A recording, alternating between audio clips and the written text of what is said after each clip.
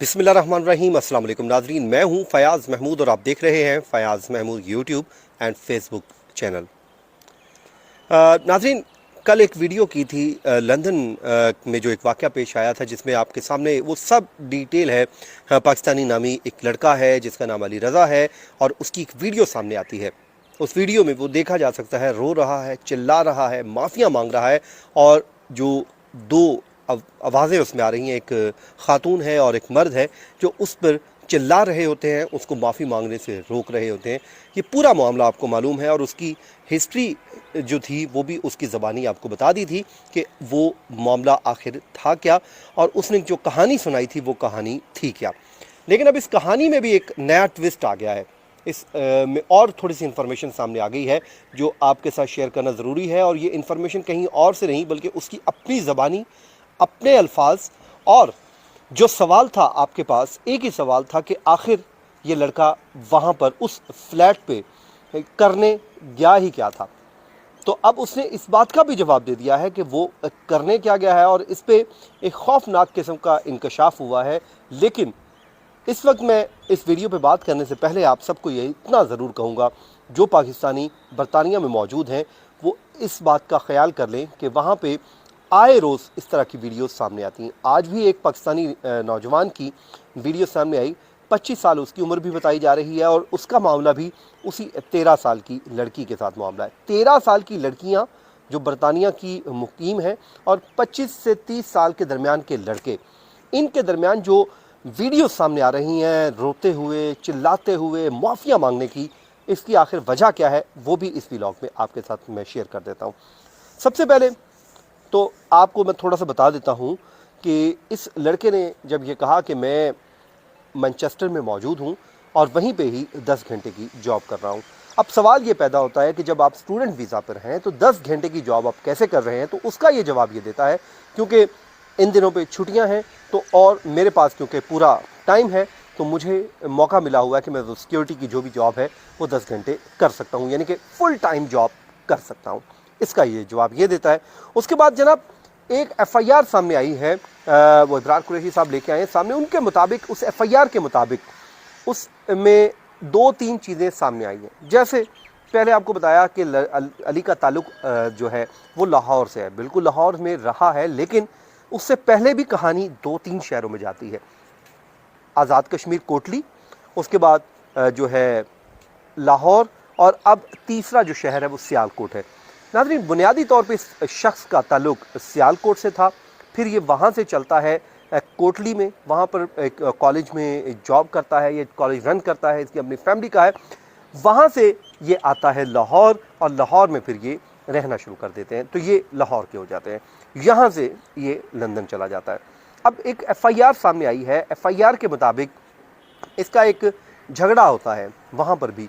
अब ये वहाँ पर भी यही वही कहानी कहता है कि उसमें भी मेरा इसलिए मामला हुआ कि वो एक लेन देन का मामला था, 14,000 समथिंग रुपए थे जो मैंने बाद में दे दिए, वो मामला रफा दफ़ा हो गया। और जो सिक्योरिटी गार्ड ज़ख्मी हुआ था उसने ब्लैकमेल करने की कोशिश की, उसने कहा कि जनाब 2 महीने की तनख्वाह दें वरना मैं नहीं जाऊंगा। तो उसके बाद वहाँ पर फटा हुआ, उसने अपने आप को ज़ख्मी किया, पेट्रोल फेंका और ये जो मामला है वो कहते हैं कि मैंने उसको पकड़ा, बाकी डर गए, तो उसके बाद वो भी मेरे गले पड़ गया, लेकिन ये मामला भी ख़त्म हो गया। यहाँ पर भी वो ये कहता है कि झगड़ा हुआ। अब जो कल उसने स्टोरी सुनाई थी वहाँ पर भी वो कहता है कि उस गोरी और गोरे के साथ जो बॉयफ्रेंड और गर्लफ्रेंड है उनके साथ भी उसका झगड़ा हुआ था। अब ये कहानी जो है आगे जब बढ़ती है तो वो कहता है कि वो खैर वो एफआईआर मामला ख़त्म हो चुका, ताल्लुक़ इसका सियालकोट से है बुनियादी तौर पे और उसके बाद कोटली और लाहौर में ये रहा है।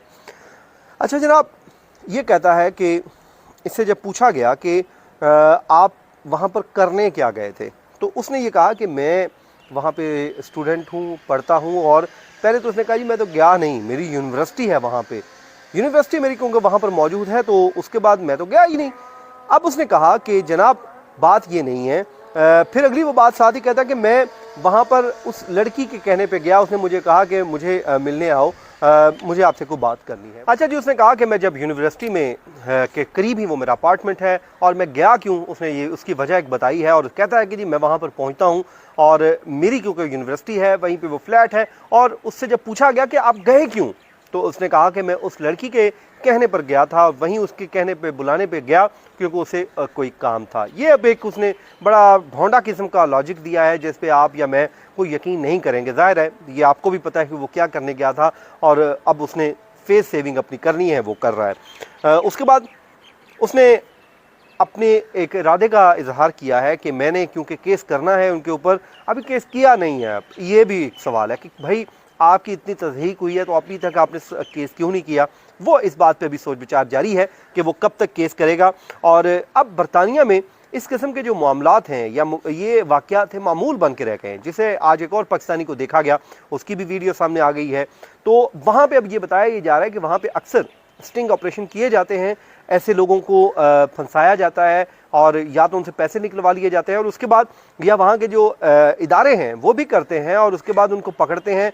पकड़ने के बाद उनको या तो वार्न कर दिया जाता है या फिर उनको वहीं पे छोड़ दिया जाता है। तो अब इसकी खुशकिस्मती कह लें, जो मर्जी कह लें कि अभी तक इसके बकौल के उसे छोड़ दिया गया मामला क्योंकि मेरे खिलाफ निकला ही नहीं। वो कहता कि 2 घंटे मुझे रखा गया, इन्वेस्टिगेट किया गया, तमाम तर जो मेरी डिटेल थी मुझसे निकलवा ली गई, मेरा मोबाइल फ़ोन मुझसे ले लिया गया, उसका डाटा ले लिया गया और जब कुछ निकला नहीं तो फिर उसके बाद मुझे क्लियर कर दिया गया। ये उसका दावा है। अब इसमें कितनी सच्चाई है ज़ाहिर है ये वहाँ का डिपार्टमेंट बता सकता है। वो कहता है कि जी उसके बाद मेरे मोबाइल से तो ऐसा कुछ निकला ही नहीं, ना कोई फाहिश तस्वीर निकली, ना कोई वीडियोस निकली, कुछ निकला ही नहीं। तो जब निकला नहीं तो इसलिए मैं बच गया। फिर उसने कहा कि इवन कि मेरी तो व्हाट्सएप पे भी चैट नहीं होती थी, फेसबुक मैसेंजर पे ही बात होती थी और उसी मैसेंजर्स पे बात होती थी और मैं वहीं पे मुझे मैसेज आया और मैं वहीं पे चला गया और ये मेरे साथ मामला हो गया। और उसने कहा कि अभी बाकी डिटेल्स आपके साथ मैं शेयर नहीं कर सकता। उसकी वजह क्या है? उसकी वजह वो ये बताता है कि क्योंकि मुझे केस करना है तो मैं नहीं चाहता कि अभी सोशल मीडिया पे आऊँ और अपना जो केस है उसको ख़राब कर दूँ। और उसके बाद वो जो यूनिवर्सिटी के 7 वाली इमारत है उसी में वो कहता है कि मुझे लड़की ने बुलाया और मैं चला गया और अब लोगों का तो काम है बातें करना और लोग बातें कर रहे हैं। लेकिन वो मैनचेस्टर में उसने कहा मैं मौजूद हूँ, मेरा केस ख़त्म हो चुका है, ये उसका दावा है। अब कितना सच्चा है कितना झूठा है ये उसी की ज़बानी जो बातें हैं वो आपके तक मैं ले आया हूँ ताकि आपको एक एक चीज़ जो है वो क्लियर हो जाए। लेकिन अब सवाल ये पैदा होता है कि अली की अगर जान छूट गई है तो फिर वो वीडियो में जो कुछ था वो ऐसा क्या था कि इसने इतनी माफ़ियाँ मांगी। इट मीन्स कि इसमें कोई ना कोई फॉल्ट था, इस गलती पे था और बल्कि मुझे तो यकीन है ये 100% गलती पे था कि जब इसको पता चला कि मैं फंस चुका हूँ तो इसने वहाँ पे रोया, चिल्लाया, माफ़ियाँ मांगी और इस मामले को ख़त्म करने की कोशिश की। लेकिन अब मैं उन नौजवानों से जो पाकिस्तानी स्टूडेंट हैं, बच्चे हैं, जो जाते हैं पढ़ने के लिए, अपने पेरेंट्स का पैसा लगाते हैं, अपनी तमाम तर जो चीज़ें हैं उनको बेच कर वहाँ पर पहुँचते हैं, उनसे इतना ज़रूर कहूँगा आप जाएं, स्टडी करें, पढ़ें और वहाँ के जो कवानीन हैं उनका एहतराम करें। वहाँ पे बहुत ओपन मुआशरा है लेकिन वहाँ पर कहते हैं ना कि आप फूंक फूंक के कदम रखें। आप अपनी फैमिली को देखिए पहले, वो बाद में आप कोई और काम कीजिए। तो जब आप खुद किसी के चुंगल में फंसते हैं, ज़ाहिर है उस लड़की ने आपको अपने चुंगल में फंसाया और आप फंस गए, जिसका खमियाजा आपको ये भुगतना पड़ा कि आज तक आप वजाहतें देते फिर रहे हैं, आपकी वीडियो वायरल है, लोग आप पर थू थू कर रहे हैं और ये नहीं होना चाहिए था, किसी भी पाकिस्तानी के साथ नहीं होना चाहिए। लेकिन अनफॉर्चुनेटली पाकिस्तानी, इंडियंस, बंगाली, ये जितने भी लोग हैं वहाँ पर जब ये जाते हैं तो ये भूल जाते हैं कि वहाँ के जो कवानीन हैं बहुत सख्त हैं, वहाँ के जो इदारे हैं वो वहाँ पर काम कर रहे हैं। यहाँ पे तो ऊपर से फ़ोन आया और मामला ख़त्म हो गया। लेकिन कोशिश होगी कि इस केस पे जो अपडेट दें वो ऑथेंटिक किस्म की हो, इन्फॉर्मेशन हो जो आपके साथ शेयर की जा सके। नाज़रीन ये था आज का वीलॉग, अपनी दुआ में याद रखिए। मुझे दीजिए इजाज़त। अल्लाह ने के बाद।